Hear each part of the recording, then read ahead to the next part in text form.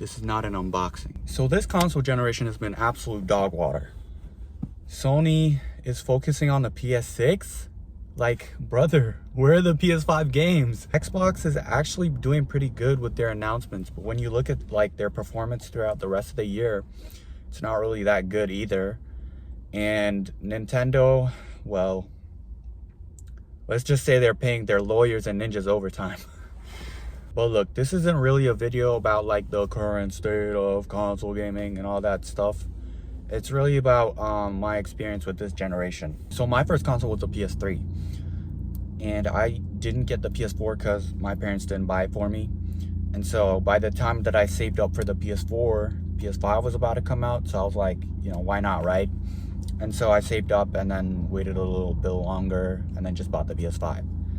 And for me, the PS5 was really great because it was backwards compatible, first off. And so I was still able to experience all the hits that I missed back in the PS4 era. And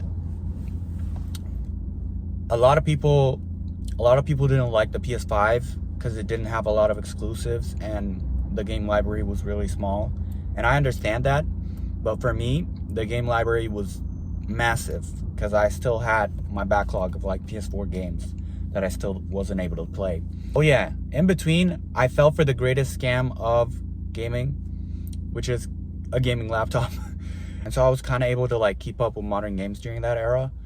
But it was like an underpowered machine, right? You turn it on and it's already louder than a PS4.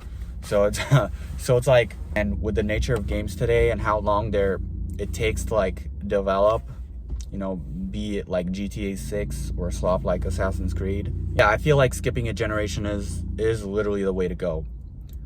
And another example is the Nintendo Switch 2. So my sister wanted a Nintendo Switch for the longest time, and I kind of just gaslit her into saving up for the Switch 2. This was like 2 years ago when there was barely any rumors about a Switch 2. I was like, just wait on it. Like, she eventually like saved up for the Switch 2. You know, it's summer, so she's been playing it a lot, and she's been enjoying it a lot. I mean, it is backwards compatible, so you have like all the Switch 1 games that you can play. And like, our family's like pretty much new to the Nintendo like ecosystem. So like, we've never had like a Nintendo console in our household. And so like, you know, we have like all these like different like Switch games, Nintendo games that we've never like played before. Well, mostly her, but like you get what I mean, right? And so I feel like skipping a generation is really like the best way to go. But if right now you don't have a console and you're planning to buy one, here's what I want you to do. I want you to buy a PC. So skipping a generation is like a pretty good idea, but that's only back in the day. I feel like now, like 2024, 2025 now, I think the best option is literally a PC. And I understand that, like, just save up for a PC. And I understand like PCs can be expensive. Dude, just go on Facebook Marketplace and just get like a used one. And then you can upgrade the parts, you know, sell the old ones, this, that, and the third. I feel like that's literally the best option today. And the reason why I say this is exclusives aren't really exclusive anymore. PlayStation has been, you know, porting their games to like the PC, porting their games to Windows.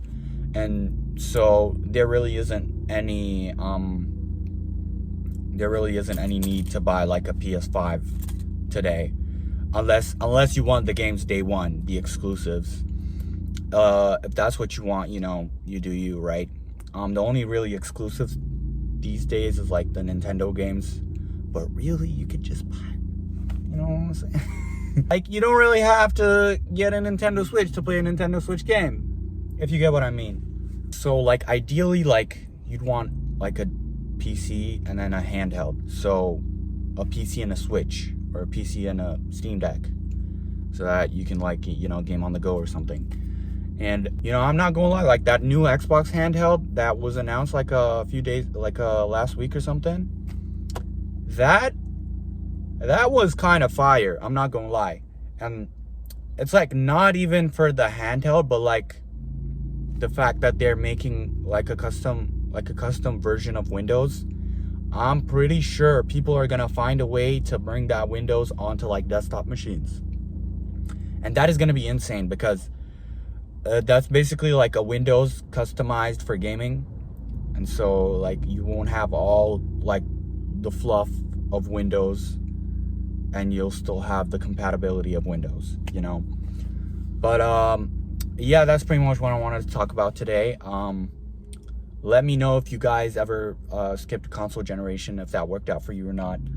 I mean, with backwards compatibility and like games being like less exclusive, I feel like a PC,